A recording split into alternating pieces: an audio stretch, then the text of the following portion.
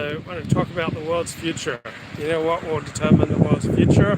Structural forces, right? The water, and the cliffs, and the rain, and the sun, and powerful economies and powerful militaries.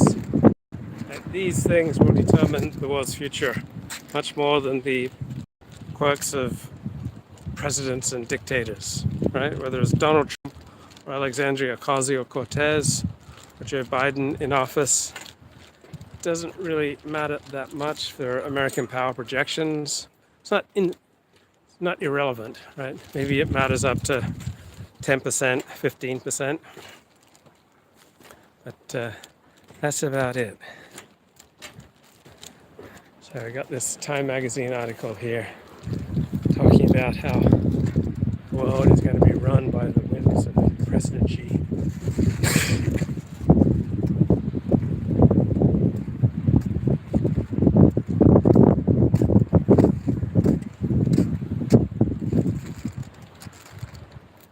Watson's Bay. What a beautiful day.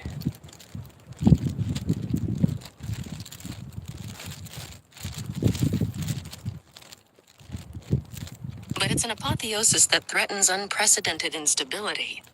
So this is Time magazine cover story from a couple of months ago. The world's future is in the hands of one man, China's dictator, President Xi. A little dramatic, a little overstated, mate. Over the past decade, Xi has preached China's autocracy as a new option for other countries who want to speed up their development. Yeah. I don't think many people are going to look at the Chinese model. Oh yeah, that's how I want to run my country, particularly when they're seeing it falling apart in front of our eyes. While overseeing policy blunders that undermine global prosperity.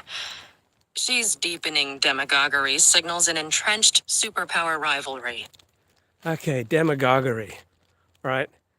John Mearsheimer makes the case that nations don't effectively lie to other nations, right?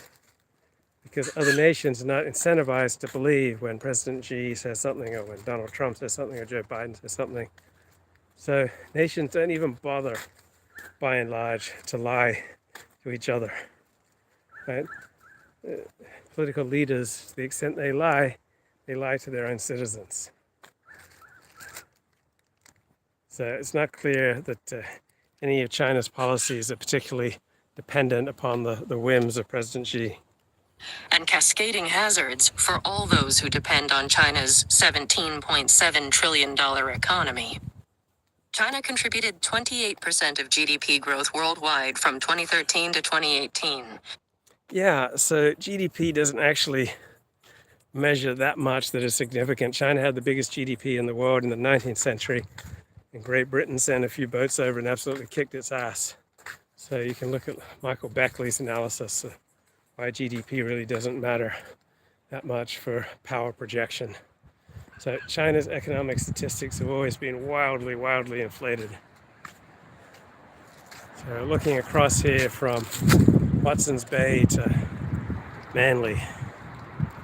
So Manly and north is the North Shore. And this is Watson's Bay. Been walking much of the day up from Coogee. And is the top trading partner to more than 120 nations. But Xi's fanatical adherence to an increasingly untenable zero-COVID policy has locked down hundreds of millions of Chinese people, shuttering factories and leaving container ships loitering outside ports. Okay, a lot of nations have struggled with COVID. So it does seem like China's vaccines don't work very well. But nobody's vaccines are 100% foolproof, right?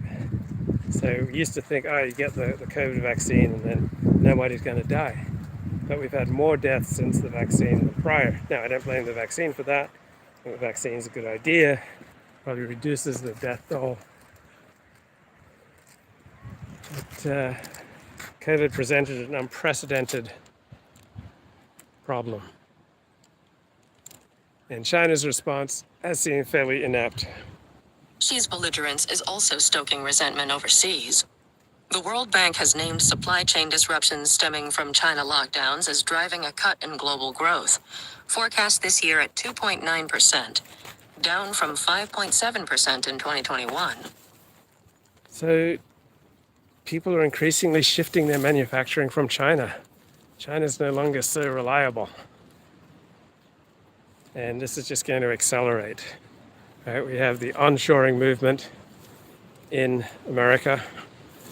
More and more manufacturing jobs are coming home. So we're less and less dependent on China. Even Apple is shifting manufacturing to India.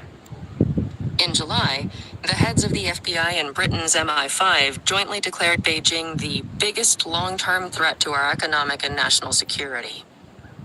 Well, of course, whoever's the second biggest power is going to be the biggest threat to the number one power. Xi has overseen border clashes with India, economic warfare with Australia, and standoffs with Vietnam, the Philippines, and the US in the...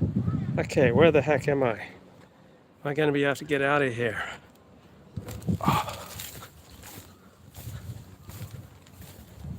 I'm lost in outback Australia. Okay, I see a path. There's a way back to civilization, guys. Woohoo! Okay. Alright, trespassing. Okay. Can't go past here. Oh well, that was fun while it lasted. Disputed South China Sea. In the West, confidence in China may never recover from Xi's announcing a no-limits partnership with Putin just weeks before his... Okay, that's not going to shift the West's confidence in China, right? People look out for their own best interests. So, whatever strategic relationships, trade relationships China makes with Russia, all right? That's not going to shake the West's confidence, right? The West was quite skeptical to begin with. What confidence? That's right. What confidence did the West ever have in President Xi and the Chinese Communist Party? Confidence doesn't get shaken by such minor things. Invasion of Ukraine. It shows the disdain that Xi Jinping has toward the US that he would be seen on a stage with Vladimir Putin, who is... Of course, we tend to have disdain for other nations that threaten our power or who we want to overtake. Right? We don't bother to have disdain for people who don't count, right? We only have disdain for people we recognize as formidable rivals. Right? You never have anger, disdain, even bother to gossip about people who are way below you. So this is where they used to mount their guns over the harbor.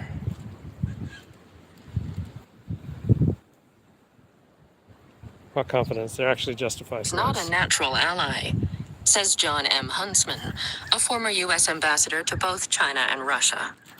It's their shared antipathy toward the U.S. that brings them together. All this sets the stage for a new Cold War, one that threatens... No, what sets the stage for a new Cold War is a fundamental structural conflict of interest, where you have China, which appeared to be a rising power over the past 3 decades, appeared to be on a trajectory to overcome the United States, the world's #1 economic and military power. There was this structural challenge, right, just built into the system of international relations that leads to conflict between nations. So Germany seemed to be on a trajectory to overcome Britain's supremacy in the early part of the 20th century, and that's what drove Germany into World War I. To be even more devastating because of economic interdependence. Economic interdependence doesn't prevent nations from going to war. Great Britain and Germany were each other's #1 trading partners before the beginning of World War I. Did it stop them going to war? No. Before in human history has the global economy and the livelihoods of so many billions been so at the whim of one man.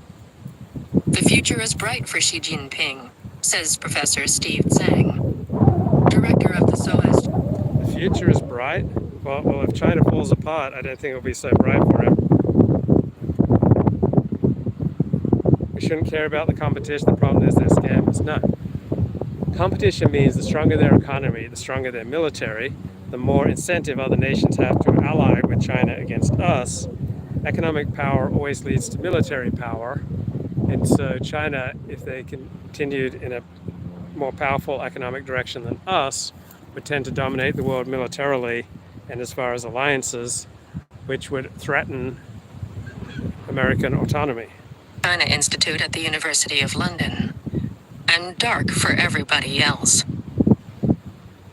China's reversion to the politics of Mao-era absolutes has galvanized the idea that the US-led engagement sparked by Richard Nixon and Henry Kissinger in the 1970s has been a failure. That would be reductive. China's rise from collectivized penury to the world's top trading nation has hauled hundreds of millions out of poverty, while making trillions of dollars for American companies.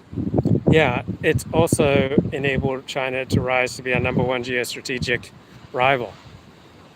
So, remember economist Russell Roberts saying that the rise of the Chinese out of poverty was just as important to him as the benefits of Americans getting to buy cheap Chinese goods. All right? The stronger China's economy gets, the stronger its military gets, the more of a rival they are to America. But Donald Trump's winning the Republican nomination for the U.S. presidency in 2016 shifted the tenor of bilateral relations. Look, what shifts the tenor of bilateral relations is a fundamental clash of interests. Right? That's what shifts the tenor. Right? It's not a matter of personalities, not a matter of, Donald Trump, his personality, he just shifted the tenor. All right, even under Barack Obama, right? We had the United States pivoting to Asia. A fair trade deal and 5G should have been an easy deal.